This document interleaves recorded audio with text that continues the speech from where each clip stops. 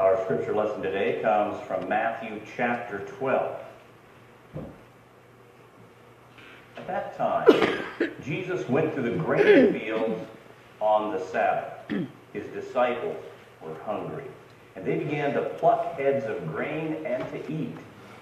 When the Pharisees saw it, they said to him, "Look, your disciples are doing what is not lawful to do on the Sabbath." Jesus said to them, "Have you not read what David did when he and his companions were hungry?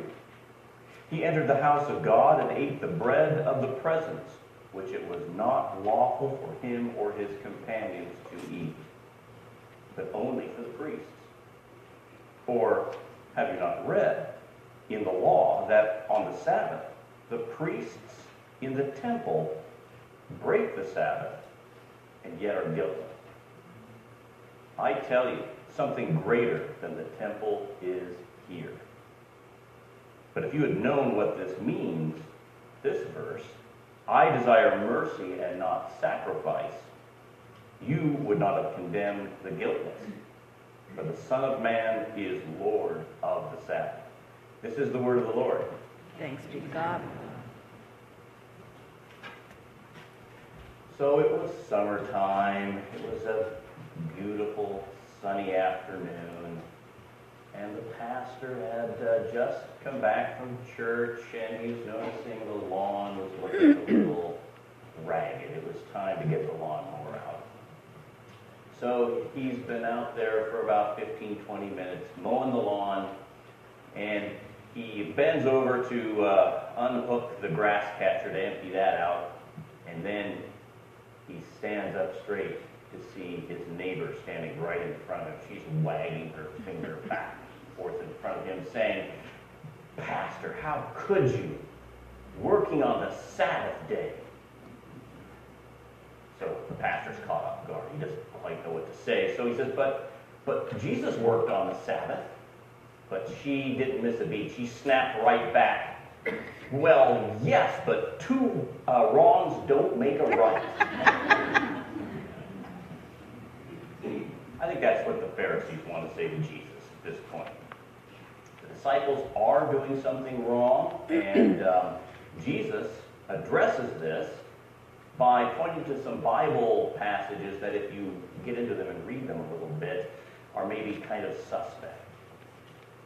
But does two wrongs make a right? David, King David, a Sunday school figure, but if you look into a little more closely into King David, he's kind of a slippery, tricky figure that, kind of bends the rules more than once.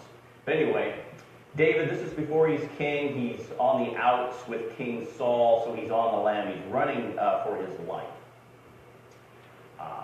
He's hungry. He comes upon the house of the Lord, and he goes in there. And we're not sure how many lies he's telling at this point, because the passage doesn't say that his men, his companions, are with him, but David seems to kind of imply that he's got a bunch of men to feed. This is very important. But he lies to the priest and says that he's on a mission from the king. So he and the priest chat a little bit, and the priest says, "I'll give you this bread to eat that's normally reserved for the priests of the temple."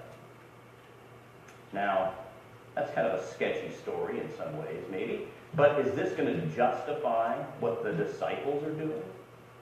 Because it does say in the Bible that you're not supposed to prepare your food, your meals, on the Sabbath. So then Jesus kind of quotes another sketchy passage. He doesn't quote a passage, actually. He kind of has a sketchy spin on it, maybe you could say. He says that the priests violate the Sabbath. But, obviously the priests, they're offering sacrifices on the Sabbath day. God, wants them to do that. It says for them to do that in the law. But Jesus kind of puts the spin on it and says, look, the priests are violating the Sabbath.